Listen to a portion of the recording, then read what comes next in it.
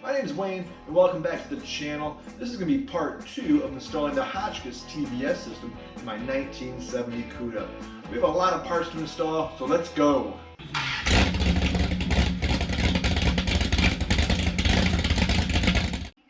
Now if you saw the video of me removing the front suspension, you saw me remove the center link, and I talked about just replacing it because it was going to be the only thing left stock in the front steering and suspension.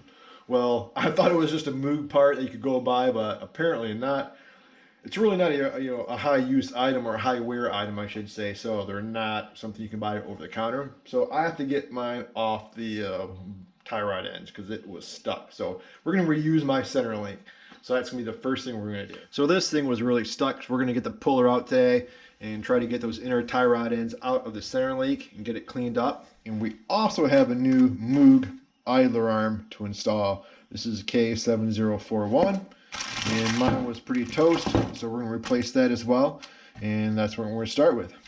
Alright, so here's my puller. I already have it situated on the driver's side inner tie rod, but what I have to do with this puller, because the little tabs are so thick, you got to trim the boots out of the way, and once you trim the boots out of the way, you have lots of space in there to get your puller in. So now it's all tightened up, and we're going to put my electric impact on it and see if we can pop it off. Alright, so the center link came off with no problem. Normally your tie rod ends aren't too stuck, not nearly as bad as your ball joints can be, right? I know if you saw my other video, the ball joints took a lot of force, right? But this came out pretty good. Now what I'm going to do is just clean it up with some simple green and a rag, and it's going to be good. We'll put it back on. Now I just want to take a minute to go over the actual center link. A lot of people get confused and which way is right or up or down, left or right. So this is in the orientation as if it were on the car. So there's, on the E-body anyway, the driver's side where your pitman arm is, there's a tighter bend on the driver's side. And if you look over to the passenger side, you have a real soft bend where your idler arm is going to be. And it also has a curve, slight downward. And that's, clearance for your oil pan. So it can really only go on one way. So I just gave this a quick wipe down with Silver Green. Looks really good. A few high spots on these mounting surfaces. So I want to hit those with the grinder and a stripping disc, real light. Just clean those up a little bit.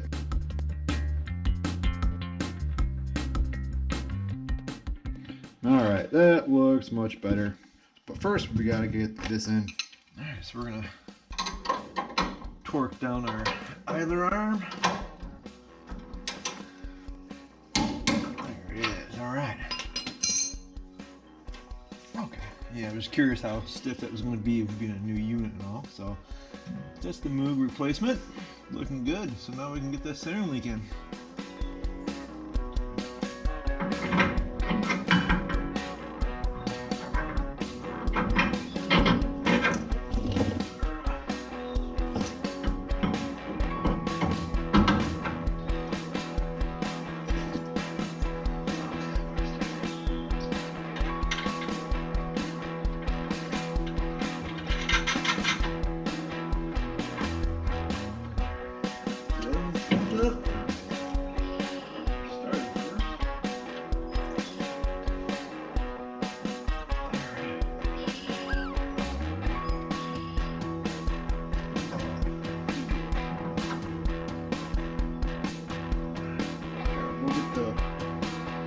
Wedge it, torque these down.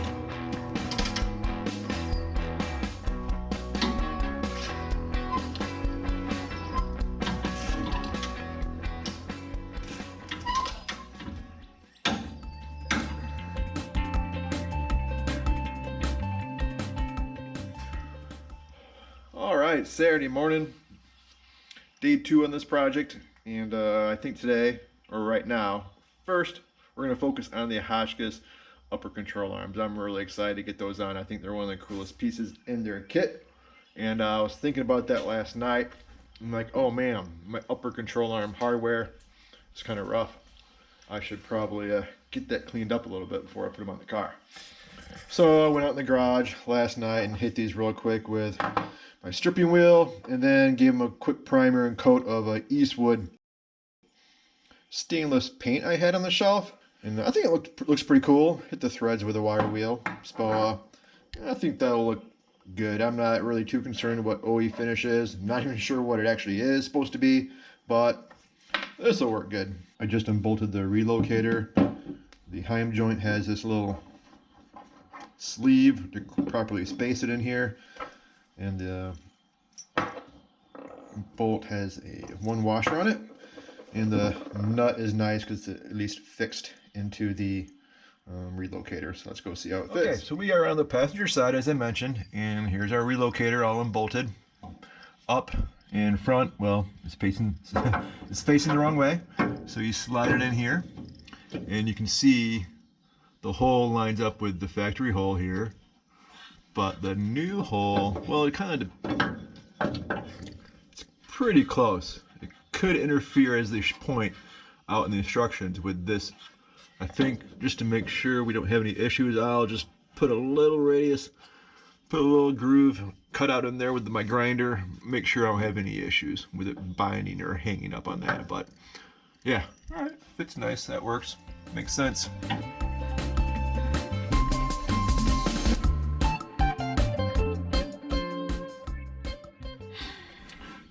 Okay, so I just want to check my bolt for clearance, and the bolt clears, but man, that washer, not even close. I'm gonna have to clearance the hell out of that thing. That kind of sucks. All right, I'll take it back apart. All right, now we're good. As you can see, I had to clear out a bunch of room for that washer, which meant I had to get out my carbide burr, which I didn't want to do because that thing makes a mess and leaves little shavings everywhere. Man, stuff gets everywhere. But it's all clearanced, and I double checked it. You can see oh God, I'm trying to do this and hold the camera. All right, so yeah. So now you can see we are good on our clearance. So now we can get the arm and attach it to all this mess. The instructions, I believe, said just to make this one kind of like snug for now. I'll go double check all that. But all right, so everything's all lined up and clearanced, and we're just torquing this thing down. All right, so back on the workbench one more time here. So the stack up on the instructions show on this screw a washer, a lock washer, and then it slides through that bracket we just made. Now for the rear mount location, instructions show these little guys on each end of the heim joint. Those just slide in.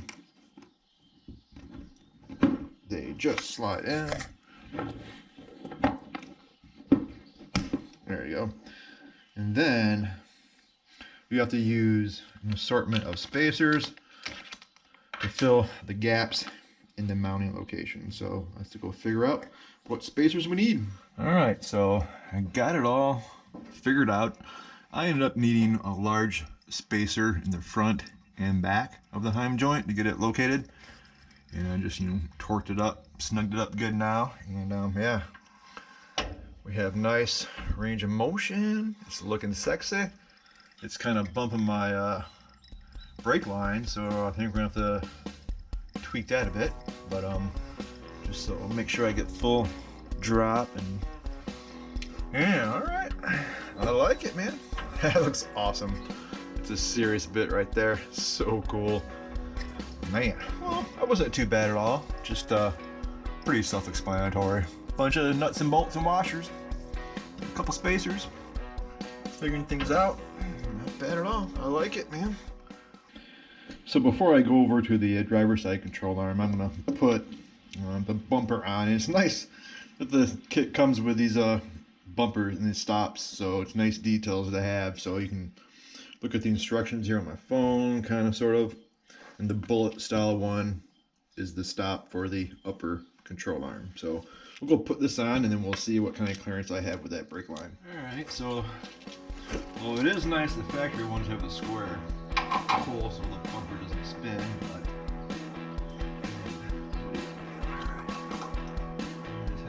washer and a lock nut. Okay, I think should be cooking.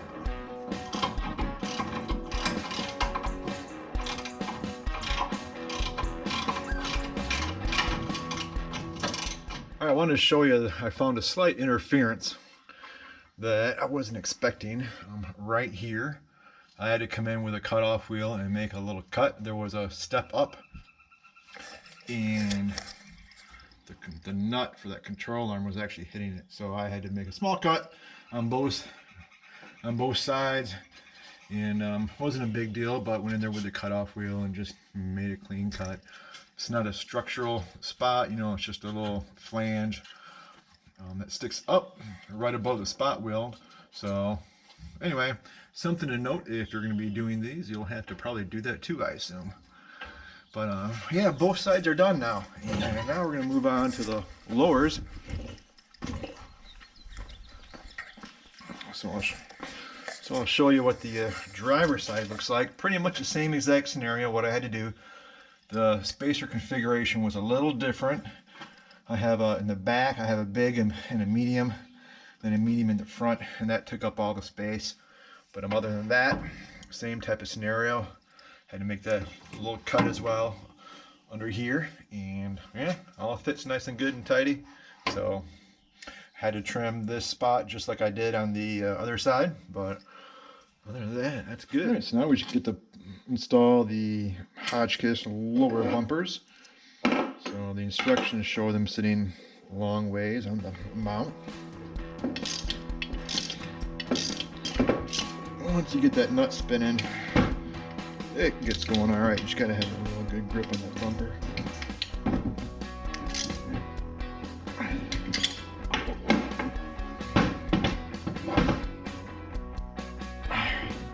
Nice. All right, there's that one down.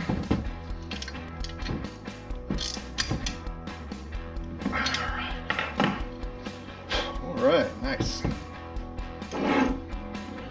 I wanted to show you real quick how nice that those control arm bolts look after I cleaned them up, right? Nice. A little wear mark from the socket. There's dust down there. It's dirty, but so much better, right? Gosh. Little details. I started recording the assembly of everything on the driver's side, but I stopped short, had a few problems I had to work out, and anyway, I just worked out a few things, and one of the things I found out pretty quickly was I ended up greasing the pivot shaft before I put it into the K-frame. Well, that didn't work out so well. Reason being is when I tried to tighten this up, man, not even torquing it, but just snugging it up, it was spinning. And yeah, so that was a problem. The other thing I had to bring into as well is these came with a kind of a lock nut style. It's not a nylon lock nut, but you can see like the ends of it are kind of peened over. And as soon as that edge bit into the threads, man, it would just, again, turn the whole pivot shaft not working out. So I ended up reusing the factory nut. They're a real high torque rating. I mean, they don't come loose. And I was able to run it up once I took the grease off, and that worked out well. And then I also realized I had put this on without the strut rod, and that doesn't work because there's just no way to get that in the hole once it's all this is assembled. So because there's no way to move it right, to slide this in. So the strut rod and the lower control arm definitely has to go in together as an assembly. So, but I'm gonna kind of start over on the passenger side. So walk through the steps and go through and show what I learned, and should be a lot smoother process now. Alright, I already did a quick clean out of the pivot shaft hole as well as the K-frame again. So we just got to put all this together somewhat in as an assembly. There you go. And then I'm still going to use that new big washer that came with it, but then like I said, the factory nut up here. So what happens is, a torsion bar and the weight of the car, and once you put load on it, is what's really going to tighten that up. So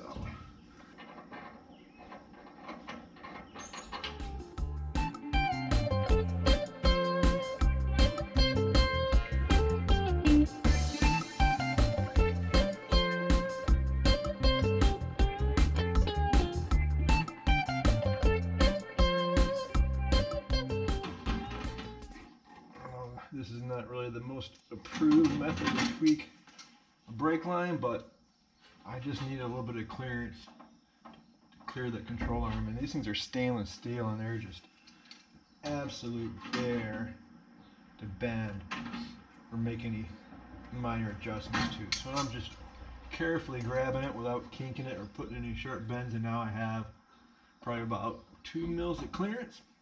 Well, it's hitting the bump stop now, and we're good. So I'm okay with that. Make sure it's all nice and snug. Check. All right, call that good. So we're looking at the Moog replacement lower ball joint, and this is the one for the right side. And one thing I can't stand is these boots that come with them. They basically are press on, and they're just an absolute bear. I did the driver's side already, and it was ridiculous. Just, I don't know why it has to be so difficult to try to snap and push these things on.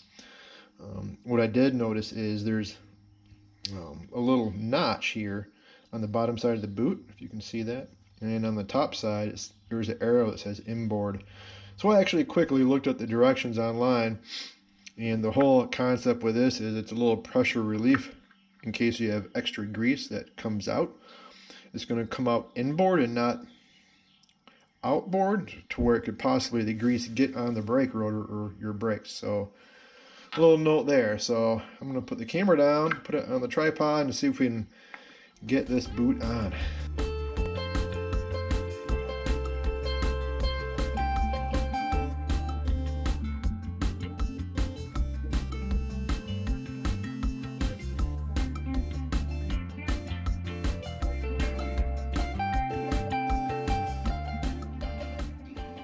So the upper control arm is all in and torqued down.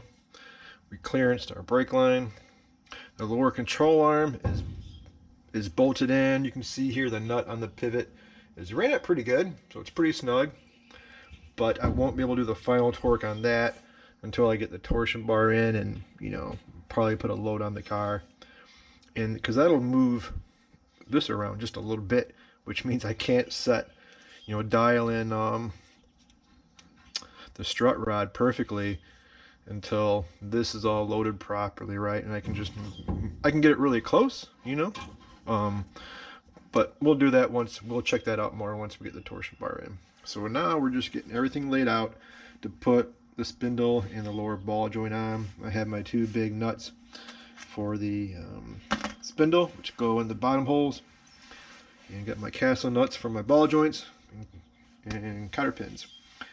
Now, so this is the disc. This is a 70 factory disc brake spindle, and from the factory the calipers are on the front, but with the brake kit that I'm going to be using, it's going to mount the calipers in the back.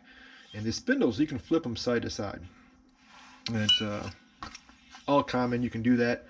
It all depends on what brake kit you're going to be using. So what brake kit am I going to be using? More on that later, not now. Alright, so first we're going to bolt up this lower ball joint. Just going to run the nut down and get it held secure more than anything. I'm not going to try to torque it down now, but this is a new ball joint, so the threads are nice and good, but whenever I'm using any of the old stuff, I like to take a wire wheel to all those threads and get them nice. Alright, so now that's in position. And now we're going to bolt on this spindle. Doesn't that look nice? Man, check that out. That's not a new part. That's one I cleaned up and refinished and paid way too much money for, but that's another story. Now, so these are my factory drum bolts, but what I noticed is these are the factory bolts that I might run my drums, but there's a backing plate that's it's pretty thick. Just drop the nut. Where'd it go? What I noticed on the other side is I needed one washer on the back side to just space out the nut so it had good engagement there on with the hole for the pin, right? So I'm gonna put another. I'm gonna go grab a couple washers and make sure I can put them behind the nut on the back side, just to make sure we have plenty of room. Alright.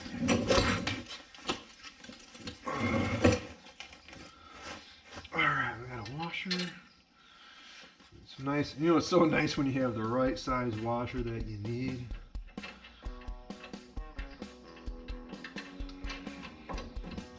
And just run those nuts down. Again, we're not gonna, you can't torque these on right now anyway. Too wobbly. So we just want to get them snugged up. Alright, good. Other side.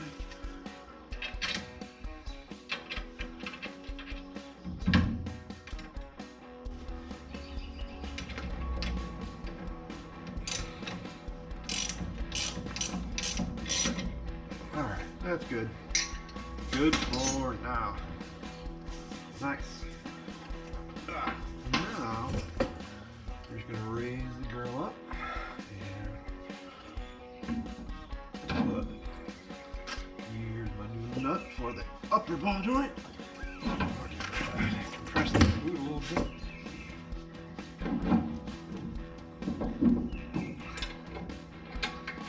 Gotta get my knees to work. Oh. Alright, there we go. 7/8. Alright.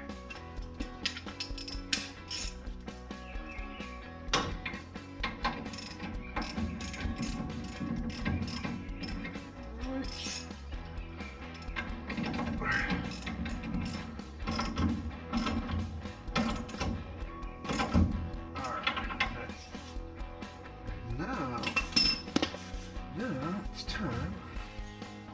Check that out. That feels nice. Now it's time to get torsion bar. So check this thing out, man. It is massive. 1.1 Hotchkis bars. They have some nice engraving on them there.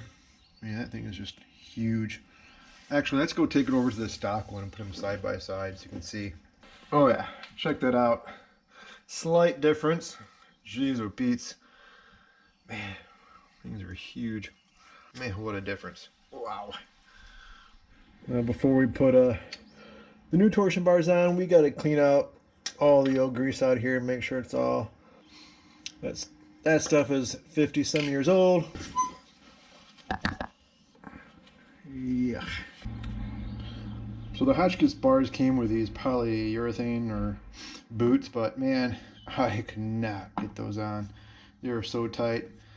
I had a new pair of OE style boots and that went on the driver's side no problem. So yeah, I'm gonna roll with these. So I mean, good idea I guess in concept, but man, too much of a bear to get on. Alright, so we just slid those through. And now we're gonna get the factory little bouton. Hopefully it goes on. Alright.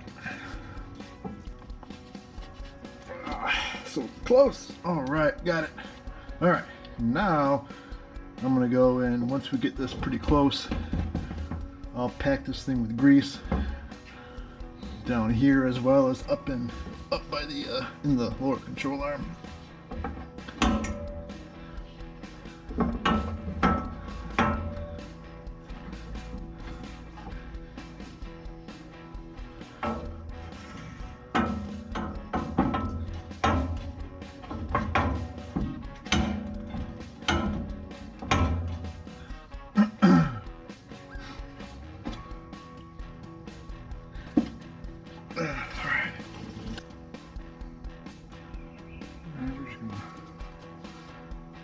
Pack some grease in there on both sides.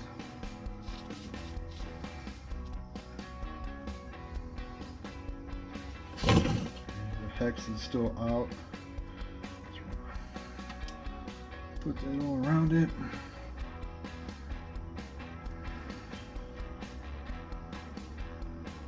It's a messy job, so do it though. So.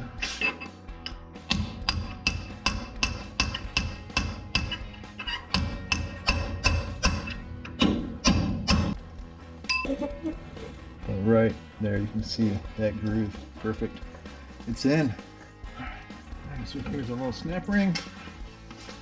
Goes in real easy.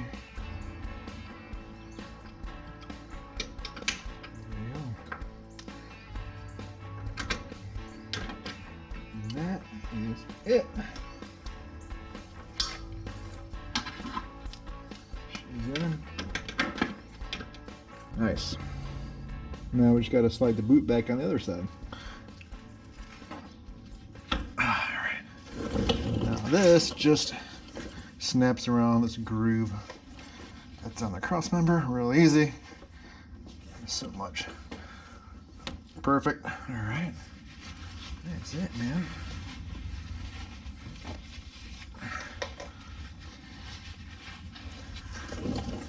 Nice. Easy. And just check out the difference of these two, right? Man, serious. Beefy. Oh, beautiful piece of Hotchkis. That's nice. So what you want to do is you want to measure from center to center and just set up your new one the same length. So we'll take a quick measurement and then start putting this thing together. It comes with all your bolts and nuts and hardware, and there's an assortment of spacers and shims we put in here. So, but pretty simple, pretty straightforward. The instructions are very clear how to do it all. So let's do it. Okay, so we have our steering rod laid out, and it's going to go in, obviously, the ball joint and the center link. And the way it lines up per the instructions is we have the nut washer, the two adapters that go into the heim, and then after that there's what's called a tapered spacer, and that goes into the center link. Let me look at my directions again real quick. So on the center link, the rod goes above the center link, and then on the tie rod it goes under. So this goes through, and then we have our tapered adapter that will sit in here as such. And then on the other side we just have our washer and lock nut. Pretty much the same scenario over here, except we have two spacers, which is just shimmied away from the ball joint, and these go in between the heim and the tapered adapter that goes into the ball joint. So I'll put this down and we'll put it all together. Alright, I wasn't really paying attention when I did the other side, and for maybe the second, third, or fourth time, but the bolts are slightly longer because you have the spacers on this side. So I was just trying to use the shorter bolt on this side, and that was a no bueno. So let's try this again. We have our bolt, washer, misalignment spacers, two big spacers, a tapered adapter. Now we're cooking. Flat washer and lock nut. Man. Alright. Let's double check the directions. Yeah, and the directions do say it's a different length bolt. 3" and 3.5. So read your directions better than I did. But as long as we have it all installed right now, again, it goes above the center link and below the ball joint / spindle. Okay, cool. Now let's tighten it up. These are all 3/4 inch.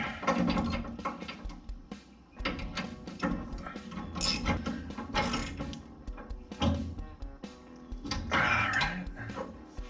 Let's do the other side. I'm gonna have to straighten the steering wheel out a little bit.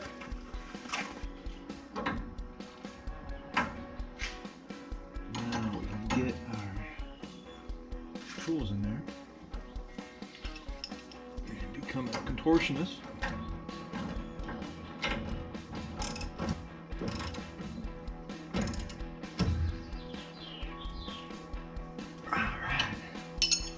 Alright, it's done. Now we'll just, we're going to snug up these jam nuts for now because 1 inch, I think. No. 15, 16.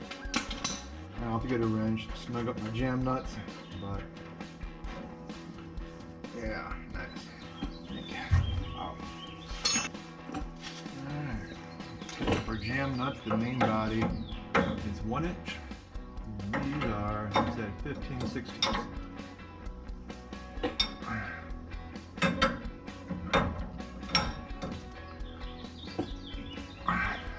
That's it for now.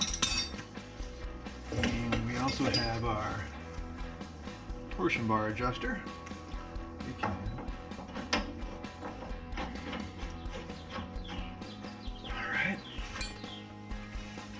now we have our little Zerk fitting. Could have put that in on the bench, but I forgot about it. I was monkeying around with that stupid boot. But anyway, that'll be one of the last things we have to do is grease everything. Man, she's coming together. Excited. Weather's getting nicer. You can hear the birds. Alright, I like it. We'll angle that inside away from the front tire. Alright, now what we're going to do is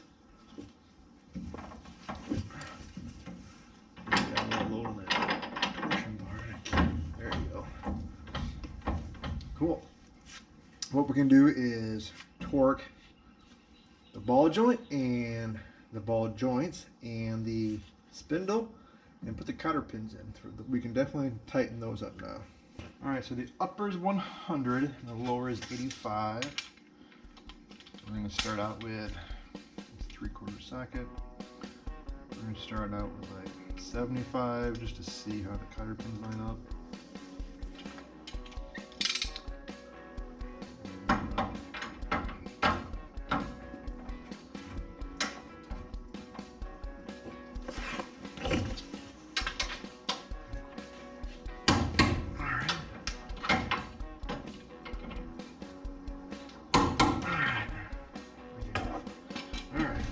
Close we are. So the uppers and the lowers are done, and now we're going to do the spindles, which is 120 biggins.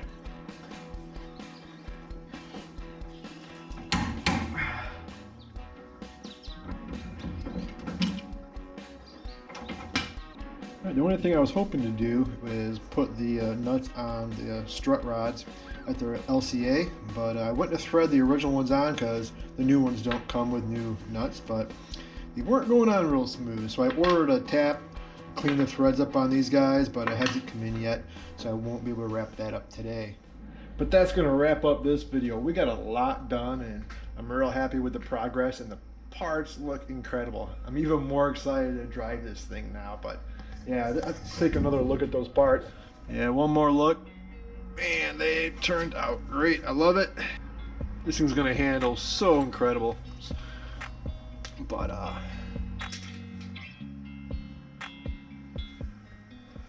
well, it's so ironic. I was just wrapping up this video here right before Easter weekend, and look who showed up. Mr. UPS man with the sway bars. These things have been on back order. There he goes as we speak. So I just got these. Won't be able to do them obviously on this video, but I got to get this video out. But this is going to be my next project, front and rear sway bars. So can't wait to get these on. This will wrap it all up. So well, I was a little worried. I haven't had those. They've been on back order for months. So, but now we finally got them. Now I can hopefully wrap up the suspension, be done with it, and move on to the brakes. But more parts to do. But check it out. The mount Hotchkis pile has seriously thinned down. We just have the subframe connectors, a little dog bone for extra clearance in the sway bar, and my shocks, and now obviously the sway bars. But that's it, man. So again, thanks for watching, and hopefully you enjoyed the video. We're making great progress in the car, and if you haven't subscribed yet, please subscribe. Hit the like button if you enjoyed the video, and if you turn the bell notification, you'll be notified each and every time I upload a new video, which right now is every Saturday. So thanks a lot, guys. I'm Wayne, and I'll see you next time.